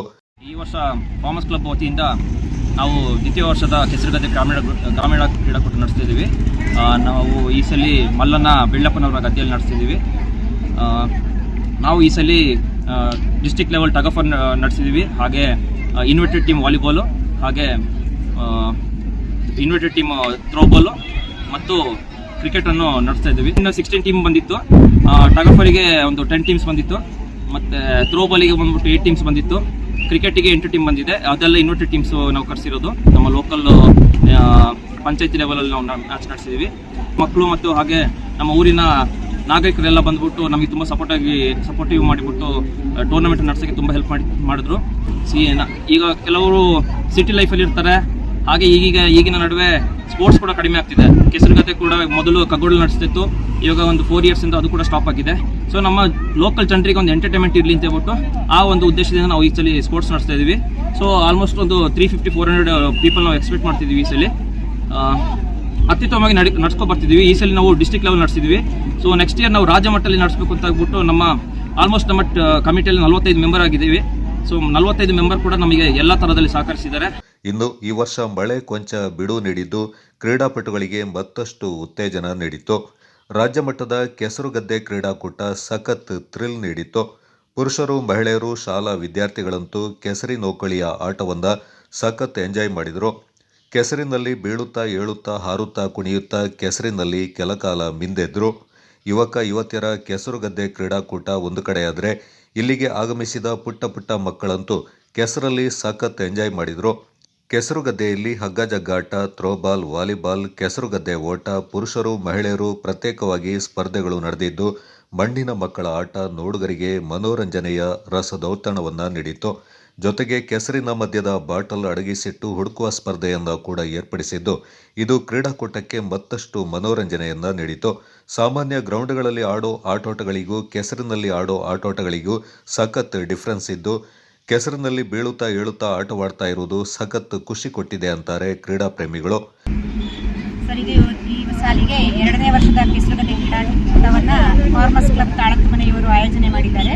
ಈ ಕೆಸರುಗದ್ದೆ ಕ್ರೀಡಾಕೂಟದಲ್ಲಿ ಮಕ್ಕಳಿಗೆ ಓಟ, ಹಾಗೆ ಹಗ್ಗ ಜಗ್ಗಾಟ, ಪುರುಷರ ವಾಲಿಬಾಲ್, ಕ್ರಿಕೆಟ್ ಪಂದ್ಯವನ್ನು ಆಯೋಜನೆ ಮಾಡಿದ್ದಾರೆ. ಮತ್ತು ಮಹಿಳೆಯರಿಗೆ ಥ್ರೋಬಾಲ್ ಪಂದ್ಯವನ್ನು ಸಹ ಆಯೋಜನೆ ಮಾಡಿದ್ದಾರೆ. ತುಂಬ ಕಳೆದ ಸಾಲಿನಲ್ಲಿ ಬಹಳ ವಿಜೃಂಭಣೆಯಿಂದ ಹಾಗೂ ಅತ್ಯಂತ ಯಶಸ್ವಿಯಾಗಿ ಈ ಕ್ರೀಡಾಕೂಟವನ್ನು ನಡೆಸಿದ್ದಾರೆ. ಅದೇ ರೀತಿ ಈ ಸಲ ಜಿಲ್ಲಾ ಮಟ್ಟದ ಕ್ರೀಡಾಕೂಟವನ್ನು ಬಹಳ ಸೊಗಸಾಗಿ ಆಯೋಜನೆ ಮಾಡಿದ್ದಾರೆ. ಈಗ ಏನು ಅಂತ ಹೇಳಿದರೆ, ಕ್ರೀಡಾಕೂಟ ಅಂತ ಹೇಳಿದರೆ, ಕೆಸರುಗದ್ದೆ ಕ್ರೀಡಾಕೂಟ ಅಂತ ಹೇಳಿದರೆ ಯಾರಿಗೂ ಕೆಸರುಗದ್ದೆಗೆ ಇಳಿಯಲಿಕ್ಕೆ ನಾವು ಹೆದರ್ಕೊಳ್ತಾ ಇದ್ದೀವಿ. ಈಗ ಗದ್ದೆಗಳೇ ಇಲ್ಲ. ಈಗ ಹಿಂದಿನ ಕಾಲದಲ್ಲಿ ಏನೋ ಒಂದು 30 ವರ್ಷದಿಂದ ಹಿಂದಿನ ನಾವು ತಗೊಂಡ್ರೆ ಏನು ಅಂತ ಹೇಳಿದರೆ ಗದ್ದೆಗಳನ್ನ ಎತ್ತಿನಲ್ಲಿ ಹೂಡುವಂಥದ್ದನ್ನ ನಾವು ನೋಡ್ತಾ ಇದ್ವಿ. ಅದು ಈಗಿನ ಜನ್ರೇಷನ್ಗೆ ಬರ್ತಾ ನಮ್ಮ ಮಕ್ಕಳಿಗೆ ಎತ್ತಿನಲ್ಲಿ ಹೂಡೋದು ಏನಂತ ಹೇಳಿದ್ರೆ ಗೊತ್ತಿಲ್ಲ. ಎತ್ತಿನಲ್ಲಿ ಹೂಡಿ ಆದಮೇಲೆ ಈಗ ಹಾಗೆ ತೆಗೆಯೋದು, ನಾಟಿ ನೆಡೋದು, ಗದ್ದೆ ಓಟ ಅಂತ ಇರ್ತಿತ್ತು. ಗದ್ದೆ ಓಟ ಅಂತ ಹೇಳಿದ್ರೆ ಆವಾಗ ವಿಜೇತರಾದವ್ರಿಗೆ ಏನು ಮಾಡ್ತಾ ಇದ್ರು, ಹಿಂದಿನ ಕಾಲದಲ್ಲಿ ಬಾಳೆಗೊನೆ, ತೆಂಗಿನಕಾಯಿ, ಅಕ್ಕಿಯನ್ನು ಕೊಡುವಂಥದ್ದು ಮಾಡ್ತಿದ್ರು. ಅಂತ ಗ್ರಾಮೀಣ ಕ್ರೀಡೆನ ಈಗ ಉಳಿಸಿ ಬೆಳೆಸುವಂಥ ಪ್ರಯತ್ನದಲ್ಲಿ ನಮ್ಮ ಫಾರ್ಮರ್ಸ್ ಕ್ಲಬ್ ಅವರು ಈಗ ಮಾಡ್ತಾ ಇದ್ದಾರೆ. ಈಗ ನಮಗೆ ಗದ್ದೆಗಳೆಲ್ಲ ಕಾಣೆಯಾಗಿ ಈಗ ಕಾಫಿ ತೋಟ ಮತ್ತು ಅಡಿಕೆ ತೋಟಗಳನ್ನ ನೋಡ್ತಾ ಇದ್ದೀವಿ. ಹಾಗಾಗಿ ಇಂತಹ ಗ್ರಾಮೀಣ ಕ್ರೀಡೆಗಳಲ್ಲಿ ಭಾಗವಹಿಸುವುದು ಒಂದು ಮನರಂಜನೆ ಮತ್ತು ನಮ್ಮ ಮುಂದಿನ ಪೀಳಿಗೆಗೆ ಉಳಿಸಿಕೊಳ್ಳುವಂತಹ ಒಂದು ಉತ್ತಮವಾದ ಕೆಲಸವನ್ನು ಫಾರ್ಮರ್ಸ್ ಕ್ಲಬ್ ವತಿಯಿಂದ ನಡೆಸ್ತಾ ಇದ್ದಾರೆ.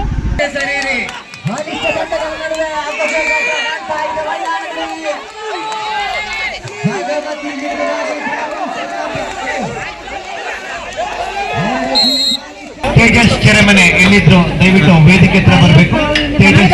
ಖುಷಿ ಆಗ್ತಾ ಇದೆ. ಕೆಸುಗದ್ದೆ ಸ್ಪೋರ್ಟ್ಸ್ ನಡೀತಾ ಇದೆ. ಟಗಪರು ಮತ್ತು ಥ್ರೋಬಾಲ್ ಆಡಿದ್ವಿ. ತುಂಬ ಖುಷಿ ಆಗ್ತಾ ಇದೆ. ಅಂದರೆ ನಾರ್ಮಲ್ ಆಗಿ ಆಡೋದಕ್ಕೂ ಕೆಸುಗದ್ದೆ ಆಡೋದಕ್ಕೂ ತುಂಬ ಡಿಫ್ರೆನ್ಸ್ ಇದೆ. ಮಳೆನೂ ಬರ್ತಾ ಇದೆ. ತುಂಬ ಖುಷಿ ಆಗ್ತಾ ಇದೆ. ತುಂಬ ಎಂಜಾಯ್ ಮಾಡ್ತಾ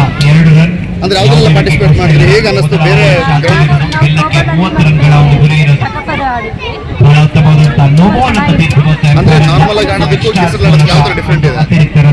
ನಾರ್ಮಲ್ ಆಗಿ ಆಡೋದಂದ್ರೆ ಮಳೆ ಬರ್ತಾ ಇದೆ. ಮಳೆ ಜೊತೆಗೆ ಕೆಸ್ಸು ಎಲ್ಲ ಬಿಟ್ಕೊಂಡು ಎತ್ಕೊಂಡು ಚೆನ್ನಾಗಿ ಅನಿಸ್ತಾ ಇದೆ.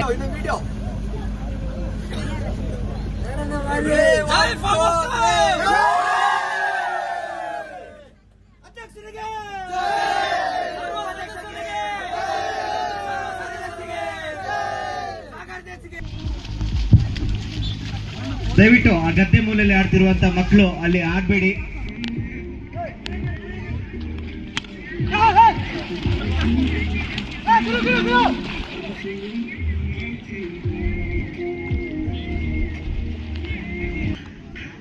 ಸೆಮಿಫೈನಲ್ ಪಂದ್ಯಾಟಕ್ಕಾಗಿ ಕುಯ್ಯಂಗೇರಿ ಭಗವತಿ ಫ್ರೆಂಡ್ಸ್ ಹಾಗೂ ಫಾರ್ಮರ್ಸ್ ಕ್ಲಬ್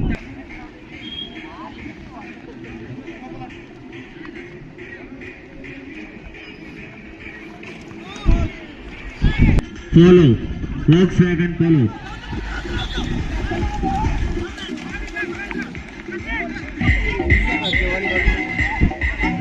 ಒಟ್ಟಿನಲ್ಲಿ ಇಂತಹ ಒಂದು ಕ್ರೀಡಾಕೂಟಗಳು ಆಯೋಜನೆಗೊಳ್ತಾ ಇರುವುದು ಕ್ರೀಡಾ ಪ್ರೇಮಿಗಳಿಗೊಂದು ಹಾಗೂ ಕ್ರೀಡಾಪಟುಗಳಿಗೆ ಹೊಸದೊಂದು ಅನುಭವ ನೀಡಿದಂತೂ ಸತ್ಯ.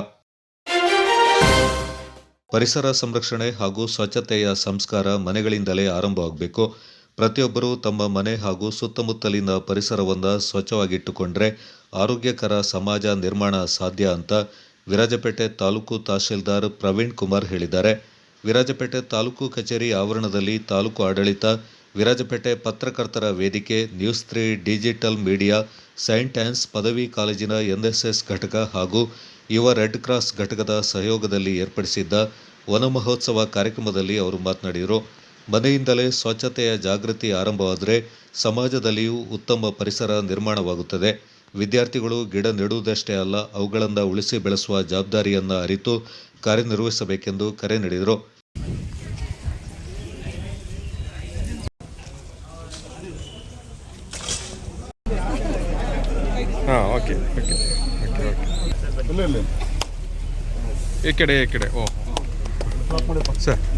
ಮುಖ್ಯ ಅತಿಥಿಯಾಗಿದ್ದ ವಿರಾಜಪೇಟೆ ಪೊಲೀಸ್ ಉಪವಿಭಾಗದ ಡಿವೈಎಸ್ಪಿ ಮಹೇಶ್ ಕುಮಾರ್ ಅವರು ಮಾತನಾಡಿ, ಪರಿಸರ ಸಂರಕ್ಷಣೆಯಲ್ಲಿ ವಿದ್ಯಾರ್ಥಿಗಳ ಪಾತ್ರ ಅತ್ಯಂತ ಮಹತ್ವದ್ದಾಗಿದೆ. ಪ್ರತಿಯೊಬ್ಬರೂ ಕನಿಷ್ಠ ಒಂದು ಗಿಡವನ್ನು ನೆಟ್ಟು ಅದರ ಪಾಲನೆ ಮಾಡುವ ಸಂಕಲ್ಪ ಕೈಗೊಳ್ಳಬೇಕೆಂದರು.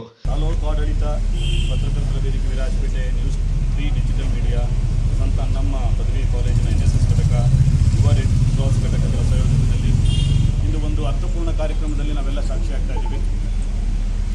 ನಮಗೆಲ್ಲ ಗೊತ್ತಿರೋ ಹಾಗೆ ಪರಿಸರ ನಮ್ಮ ಜೀವನದ ಒಂದು ಭಾಗ. ಪರಿಸರ ಬಿಟ್ಟು ನಾವಿಲ್ಲ, ನಾವು ಬಿಟ್ಟು ಪರಿಸರ ಇಲ್ಲ. ಬಟ್ ಇವತ್ತಿನ ದಿನಗಳಲ್ಲಿ ಪರಿಸರದ ಬಗ್ಗೆ ಕಾಳಜಿಯನ್ನು ಕಳ್ಕೊಳ್ಳುವಂಥ ಒಂದು ವ್ಯವಸ್ಥೆ ಆಗ್ತಾ ಇದೆ. ಅದಕ್ಕೆ ಸಿಗಬೇಕಾದಷ್ಟು ಮಹತ್ವ ನಮ್ಮ ಭಾಗದಲ್ಲಿ ಅಥವಾ ನಮ್ಮ ಸಮಾಜದಲ್ಲಿ ಸಿಗ್ತಾ ಇಲ್ಲ ಅನ್ನೋದು ನಾವು ತೀವ್ರ ಆತಂಕಕ್ಕೆ ಎಡಮಾಡಿಕೊಂಡಿರ್ತಕ್ಕಂಥದ್ದು. ಇವತ್ತು ಮಕ್ಕಳನ್ನು ಕರೆಸಿ ಗಿಡ ಯಾಕೆ ನಡೆಸಬೇಕು ಅಂತೇಳಿ ಹೊರಟಿದ್ದಾರೆ ಅಂತ ಹೇಳಿದ್ರೆ, ಜನ ಬೇಕು ಅಂತ ಅಲ್ಲ, ನಿಮ್ಮಲ್ಲಿ ಒಂದು ಪರಿಸರದ ಪ್ರಜ್ಞೆ ಮೂಡಬೇಕು ಅನ್ನೋ ಒಂದು ಉದ್ದೇಶದಿಂದ. ಪರಿಸರದ ಪ್ರಜ್ಞೆ ಏನಂತಂದರೆ, ಈ ಪರಿಸರದ ಬಗ್ಗೆ ನಿಮ್ಗೆ ಅರಿವಿರಬೇಕು. ಪರಿಸರಕ್ಕೆ ನಾನೇನು ಕೊಡಬೇಕು, ಪರಿಸರ ನನಗೇನು ಕೊಡ್ತಾ ಇದೆ, ಅದನ್ನು ಹಿಂತಿರುಗಿ ನಾವು ಕೊಡುವಂಥ ಅವಶ್ಯಕತೆ ಏನಿದೆ, ಇದು ಯಾರ್ಯಾರಿಗೆ ಪ್ರಯೋಜನ ಆಗ್ತದೆ, ಮುಂದಿನ ಪೀಳಿಗೆಗೆ ಹೇಗೆ ಪ್ರಯೋಜನ ಆಗ್ತದೆ ಅಂತೇಳಿ ಅದನ್ನು ತಿಳ್ಕೊಳ್ಳುವಂಥ ಒಂದು ಪ್ರಯತ್ನ ನ್ಯೂಸ್ 3 ಡಿಜಿಟಲ್ ವಾಹಿನಿಯಿಂದ ಇವತ್ತು ನಿಮ್ಗಳ ಮೂಲಕ ಮಾಡ್ತಾ ಇದ್ದಾರೆ. ನೀವೆಲ್ಲ NSS ಕಾರ್ಯಕರ್ತರು, ನಿಮಗೆ ಸೇವೆಯನ್ನು ಹೇಗೆ ಮಾಡಬೇಕು ಅನ್ನೋದು ಈ ಕಾಲೇಜು ಅವಧಿಯಲ್ಲೇ ನಿಮ್ಮ ತಲೆಯಲ್ಲಿ ತರಬೇಕು ಅನ್ನೋ ನಿಟ್ಟಿನಲ್ಲಿ ಒಂದು ಭಾಳ ಒಂದು ಮಹತ್ತರವಾದ ಕಾರ್ಯಕ್ರಮ NSS ಘಟಕ. ಅಲ್ಲಿ ಆ ಸೇವೆ ಸಂಬಂಧಪಟ್ಟ ಹಾಗೆ ಯಾವುದಾದ್ರ ಬಗ್ಗೆ ಸೇವೆ ಮಾಡಬೇಕು, ಸಮಾಜದ ಬಗ್ಗೆ ಚಿಂತನೆ ಇರಬೇಕು, ಸಮಾಜದ ಬಗ್ಗೆ ಕಾಳಜಿ ಏಕೆ, ಪರಿಸರದ ಬಗ್ಗೆ ಕಾಳಜಿ ಯಾಕಿರಬೇಕು ಅಂತೇಳಿ ಮಾನ್ಯ ತಹಶೀಲ್ದಾರ್ ಅವ್ರು ಹೇಳಬೇಕಾದ್ರೆ ಹೇಳಿದ್ರು, ನಾನು ಪ್ರತಿದಿನ ಇವತ್ತು ಕೊಡಗು ಜಿಲ್ಲೆಯಲ್ಲಿ ಓಡಾಟ ಮಾಡಬೇಕಾದ್ರೆ ಲಾರಿಗಟ್ಟಲೆ ಮರಗಳನ್ನು ಕಡಿದು ಹೋಗುವಂತ ನೋಡ್ತಾ ಇದ್ದೀವಿ. ಅದೆಲ್ಲೂ ನಾವು ಗಿಡ ನೆಡುವಂಥ ಕಾರ್ಯಕ್ರಮಗಳನ್ನ ಭಾಳ ಕಡಿಮೆ ನೋಡ್ತಾ ಇದ್ದೀವಿ. ಆ ಬ್ಯಾಲೆನ್ಸ್ ತಪ್ಪೋದು ಮುಂದಿನ ದಿನಗಳಲ್ಲಿ. ಮುಂದಿನ ಪೀಳಿಗೆಗೆ ನಾವೇನು ಕೊಡ್ತೀವಿ, ಯಾರು ಮರ ಎಲ್ಲ ಕಟ್ಕೊಂಡು ಹೋಗ್ತಾ ಇದ್ದೀವಿ, ಬಟ್ ಈ ಕಡಿದವರಿಗೆ ಅಷ್ಟೇ ಗಿಡಗಳನ್ನ ನೆಡ್ತಾ ಇದ್ದಾರೆ ಅನ್ನೋದ್ರ ಬಗ್ಗೆ ಎಲ್ಲೂ ಒಂದು ಜಾಗೃತಿ ಮೂಡಿಸುವಂಥ ಪರಿಸ್ಥಿತಿಯಲ್ಲಿ ನಾವಿಲ್ಲ. ಯಾರೋ ಹಿರಿಯರು ಮಾಡಿಕೊಟ್ಟಂಥ ಕೊಡಗನ್ನ ಈ ಪರಿಸರವನ್ನು ನಾವೆಲ್ಲ ಹಾಳು ಮಾಡ್ತಾ ಇದ್ದೀವಿ ಅಂತೇಳಿ ನಮಗೆ ಭಾವನೆ ಇದೆ. ಅದಕ್ಕಾಗಿ ಅದನ್ನು ಸರಿ ಮಾಡಬೇಕಾದ ಜನ ಯಾರು ಅಂತಂದರೆ ಯುವಕರು ಅಥವಾ ವಿದ್ಯಾರ್ಥಿಗಳು. ಹಾಗಾಗಿ ನಿಮ್ಮನ್ನು ಕರೆಸಿ ಕಾರ್ಯಕ್ರಮದಲ್ಲಿ ಮಾಡಿದ್ದಾರೆ. ತುಂಬ ಮಹತ್ತರವಾದ ಮತ್ತು ಅರ್ಥಪೂರ್ಣ ಕಾರ್ಯಕ್ರಮ. ಈ ಬಗ್ಗೆ ನಾವೆಲ್ಲರೂ ಸೇರಿ ಒಂದು ಜಾಗೃತಿಯನ್ನು ಮೂಡಿಸಬೇಕು. ಜೊತೆಗೆ ಅದನ್ನು ನಿಜವಾದ ಕಾಳಜಿಯನ್ನು ತೋರಿಸ್ಬೇಕು. ಒಂದು ಫೋಟೋಗೆ ಆಗಲಿ ವಿಡಿಯೋಗೂ ಆಗಲಿ ಒಂದು ಯಾವುದೋ ಕಾರ್ಯಕ್ರಮಕ್ಕೆ ಕಾಳಜಿ ಅದು ಬೇಡ. ಅದು ಕಾಟಾಚಾರದ ಕಾಳಜಿ. ಆ ಕಾಳಜಿ ನಿಜವಾಗ್ಲೂ ನಿಮ್ಮ ಮನಸ್ಸಲ್ಲಿ ಬರಲಿ. ಒಂದೊಂದು ಗಿಡ ನಿಮ್ಮ ಹೆಸರನ್ನು ಹೇಳಿ. ನಾನು ಚಿಕ್ಕ ಪ್ರೈಮರಿ ಸ್ಕೂಲ್ ಇದ್ದಾಗ ಒಂದು ಗಿಡ ನಡೆಸಿದ್ರು ಟೀಚರು. ಪ್ರತಿ ಸರಿ ಹೋಗ್ಬೇಕಾದ್ರೆ ನೋಡ್ಕೊಂಡು ಹೋಗ್ತೀವಿ ನಾವು ನೆಟ್ಟಿದ್ದ ಗಿಡ ಅಂತೇಳಿ. ಆ ಹೆಮ್ಮೆ ನಮಗಿರಬೇಕು ಅನ್ನೋದು. ಅದರಿಂದ ಈ ಪರಿಸರ ಸಮತೋಲನ ಮಾಡುವಂಥದ್ದಾಗಬೇಕು. ಇವತ್ತಿನ ದಿನಗಳಲ್ಲಿ ನಿಮ್ಗೆ ಗೊತ್ತಿದೆ, ಮಳೆ ಯಾವಾಗ ಬರಬೇಕಾಯ್ತು ಯಾವಾಗ ಬರ್ತಾ ಇದೆ ಗೊತ್ತೇ ಇಲ್ಲ. ಅದು ಮೊದಲೊಂದು ಫಿಕ್ಸ್ ಆಗಿತ್ತು, ಇವತ್ತೇ ಮಳೆ ಬರ್ತದೆ, ಇವತ್ತು ಎಂಡ್ ಆಗ್ತದೆ ಅಂತೇಳಿ. ಇವತ್ತಿಲ್ಲ. ಮಳೆನ ನಾವು ಕಾಯಬೇಕಾಗಿದೆ. ಅದು ಕೊಡಗಲ್ ಮಳೆ ಇಲ್ಲ ಅಂದರೆ ಇನ್ನೆಲ್ಲಿ ಮಳೆ ಬರಬೇಕು ಯೋಚನೆ ಮಾಡೋಣ. ಹಾಗಾಗಿ ಇದು ಒಂದು ಅತ್ಯಂತ ಮಹತ್ವಪೂರ್ಣ ಕಾರ್ಯಕ್ರಮ. ನನ್ನ ಭಾಗಿಯಾಗಲಿಕ್ಕೆ ಅವಕಾಶ ಮಾಡಿಕೊಟ್ಟಂಥ ಎಲ್ಲ ಆಯೋಜಕರಿಗೆ ವಂದಿಸಿ. ಸೈಂಟ್ ಆನ್ಸ್ ಪದವಿ ಕಾಲೇಜಿನ ವ್ಯವಸ್ಥಾಪಕರಾದ ರೆವರೆಂಡ್ ಫಾದರ್ ಮದಲೈ ಮುತ್ತು ಮಾತನಾಡಿ, ನಾವು ಭೂಮಿಯನ್ನು ರಕ್ಷಿಸಿದರೆ ಭೂಮಿ ನಮ್ಮನ್ನು ರಕ್ಷಿಸುತ್ತದೆ. ಪರಿಸರವನ್ನು ಕಾಪಾಡುವುದು ಪ್ರತಿಯೊಬ್ಬ ನಾಗರಿಕನ ಕರ್ತವ್ಯವಾಗಿದೆ ಎಂದರು. ಸಲ್ಲಿಸುತ್ತೇನೆ. ನಮ್ಮ ಭೂಮಿಯನ್ನು ಮಾತೃಭೂಮಿ, ಮದರ್, ತಾಯಿನಾಡು ಎಂಬುದಾಗಿ ನಾವು ಕರೀತೀವಿ. ಯಾಕಂದರೆ ಆ ಭೂಮಿ ತಾಯಿಯ ಸ್ಥಾನದಲ್ಲಿದ್ದು ನಮ್ಮನ್ನು ಪೋಷಿಸುತ್ತಾರೆ. ಆದರೆ ಅದಕ್ಕೆ ನಾವು ಕೇಡು ಬಗೆದಾಗ ಅದು ನಮ್ಮ ಮೇಲೆ ರಿವೆಂಜ್ ತಗೊಳ್ತದೆ. ಅದರಿಂದನೇ ಬರಗಾಲ ಅಥವಾ ಬೇರೆ ನಾನಾ ರೀತಿಯ ಪ್ರಕೃತಿ ವಿಕೋಪಗಳಿಗೆ ನಾವು ಒಳಗಾಗ್ತಾ ಇದ್ದೀವಿ. ಅಂದರೆ ನಾವು ಆ ತಾಯಿಯ ಸ್ಥಾನದಲ್ಲಿರುವ ಆ ಭೂಮಿ, ಆ ತಾಯಿ ನಮ್ಮನ್ನು ಪೋಷಿಸುತ್ತಾ ನಮ್ಮನ್ನು ಕಾಪಾಡುತ್ತಿರುವ ಆ ಭೂಮಿಗೆ ನಾವು ಸರಿಯಾದ ರೀತಿಯಲ್ಲಿ ಪೋಷಣೆ ನಾವು ಅದನ್ನು ನೋಡ್ತಾ ಇಲ್ಲ. ಆದ್ದರಿಂದ ಯಾವಾಗ ನಾವು ಪ್ರಕೃತಿಯನ್ನು ಮೀರಿ ಹೋಗ್ತೇವೋ ಆ ಪ್ರಕೃತಿ ನಮ್ಮ ಮೇಲೆ ಸೇಡು ತೀರಿಸ್ಕೊಳ್ತಾ ಇದೆ. ಅದನ್ನ ನಾವು ಎಲ್ಲ ತಿಳ್ಕೊಳ್ಬೋದು. ಪ್ರಕೃತಿ ವಿಕೋಪ ಹಿಂಗಾಯಿತು ಇಲ್ಲ, ಅದು ಮಾನವ ನಿರ್ಮಿತ, ನಮ್ಮ ಕೈಯಿಂದ ಆಗ್ತಾ ಇರುವುದು. ಆದ್ದರಿಂದ ಯಾವಾಗ ನಾವು ಗಿಡ ನೆಟ್ಟು ಆ ಭೂಮಿಯನ್ನು ಭೂಮಿ ತಾಯಿಯನ್ನು ಚೆನ್ನಾಗಿ ನೋಡ್ಕೊಳ್ತೇವೋ ಅದು ನಾವು ಅಷ್ಟು ತನಕ ಅದು ನಮ್ಮನ್ನು ಚೆನ್ನಾಗಿ ನೋಡ್ಕೊಳ್ತೇವೆ. ಅದನ್ನು ಪ್ರತಿಯೊಬ್ಬರ ಮನಸ್ಸಿನಲ್ಲೂ ಗ್ರೀನ್ ಕ್ಯಾಂಪಸ್, ಕ್ಲೀನ್ ಕ್ಯಾಂಪಸ್ ಎಂಬ ಧ್ಯೇಯ ಪ್ರತಿಯೊಬ್ಬರ ಮನಸ್ಸಿನಲ್ಲಿರಬೇಕು. ಕ್ಲೀನ್ ಕ್ಯಾಂಪಸ್ ಆಗಿ ಎಲ್ಲ ಮನೆ ಹತ್ರನೂ ಎಲ್ಲ ಕಚೇರಿ ಹತ್ರನೂ ಶಾಲಾ ಕಾಲೇಜಿನ ಹತ್ರ ಆಗಲಿ ಅಂತ ಆಶಿಸುತ್ತಾ ವಿಶ್ವ. ವಿರಾಜಪೇಟೆಯ ಪುರಸಭೆಯ ಮುಖ್ಯಾಧಿಕಾರಿ ಪಿಕೆ ನಾಚಪ್ಪ ಮಾತನಾಡಿ, ಪಟ್ಟಣದಲ್ಲಿ ಸ್ವಚ್ಛತೆ ಕುರಿತು ಜನಜಾಗೃತಿ ಮೂಡಿಸಲು ಪುರಸಭೆ ವಿವಿಧ ಕ್ರಮಗಳನ್ನು ಕೈಗೊಂಡಿದ್ದು, ಸಾರ್ವಜನಿಕರು ಪ್ಲಾಸ್ಟಿಕ್ ಹಾಗೂ ಕಸವನ್ನು ಎಲ್ಲೆಂದರಲ್ಲಿ ಎಸೆಯದೆ ಪರಿಸರ ಸಂರಕ್ಷಣೆಗೆ ಸಹಕರಿಸಬೇಕೆಂದು ಮನವಿ ಮಾಡಿದರು. ಕಾರ್ಯಕ್ರಮವನ್ನು ಆಯೋಜಿಸಿದಂಥ ನ್ಯೂಸ್ ಮೀಡಿಯಾ ಇರ್ಬೋದು, ತಾಲೂಕು ಆಡಳಿತ ಹಾಗೂ ಸೆಂಟೆನ್ಸ್ ಕಾಲೇಜು, ಯುವ ರೆಡ್ ಕ್ರಾಸ್ ಘಟಕ ಸಹಯೋಗದಲ್ಲಿ ಈ ಒಂದು ಕಾರ್ಯಕ್ರಮವನ್ನು ಹಮ್ಮಿಕೊಳ್ಳಲಾಗಿದೆ. ಮೊದಲನೇದಾಗಿ ಅವರಿಗೆ ಧನ್ಯವಾದ ತಿಳಿಸ್ತೇನೆ. ಯಾಕೆಂದರೆ ಇದು ಹಲವಾರು ದಿನಗಳಿಂದ ಈ ಒಂದು ಕಾರ್ಯಕ್ರಮವನ್ನು ಆಯೋಜಿಸಿದ್ದಾರೆ. ಈ ಒಂದು ನಿಟ್ಟಿನಲ್ಲಿ ನಾನು ಹೇಳಬೇಕಂದ್ರೆ, ಈಗ ಪುರಸಭೆ ವತಿಯಿಂದ ಪ್ರತಿನಿತ್ಯ ಸ್ವಚ್ಛತೆಯನ್ನು ಮಾಡ್ತಾ ಇದ್ದಾರೆ. ಆದರೆ ಎಷ್ಟೇ ನಾವು ಪುರಸಭೆ ಪೌರ ಕಾರ್ಮಿಕರಾಗಲಿ, ನಾವಾಗಲಿ, ನಮ್ಮ ಸಿಬ್ಬಂದಿಗಳಾಗಲಿ ಎಷ್ಟೇ ಶ್ರಮ ವಹಿಸಿದರೂ ಸಹ ಸ್ವಚ್ಛತೆ ಸಾಕಾಗೋದಿಲ್ಲ. ಪ್ರತಿನಿತ್ಯ ಏನೋ ಸಾವಿರಾರು ಜನಸಂಖ್ಯೆ ಪಟ್ಟಣದಲ್ಲಿ ಓಡಾಡ್ತಾ ಇರ್ತಾರೆ. ಅದೇ ರೀತಿ ಅವರವರು ತಿಳ್ಕೊಳ್ಬೇಕು, ನಾವು ಸಹ ಇದರಲ್ಲಿ ಸ್ವಚ್ಛತೆಯನ್ನು ಕಾಪಾಡಬೇಕು. ಮನೆಯಿಂದಲೇ, ಈಗ ಮಾನ್ಯ ತಹಸೀಲ್ದಾರ್ ತಿಳಿಸಿದರು, ಮನೆಯಿಂದಲೇ ಸ್ವಚ್ಛತೆಯನ್ನು ಕಾಪಾಡುವಂಥ ಕಲ್ಪನೆಯನ್ನು ರೂಪಿಸ್ಕೊಳ್ಬೇಕು. ಹಸಿ ಕಸ ಆಗಲಿ, ಒಣ ಕಸ ಆಗಲಿ ಮನೆಯಿಂದಲೇ ಸಪ್ರೇಟ್ ಮಾಡುವಂಥದ್ದು. ಮತ್ತು ಪ್ಲಾಸ್ಟಿಕ್ಕನ್ನು ಬಳಸದೇ ಇರೋದು.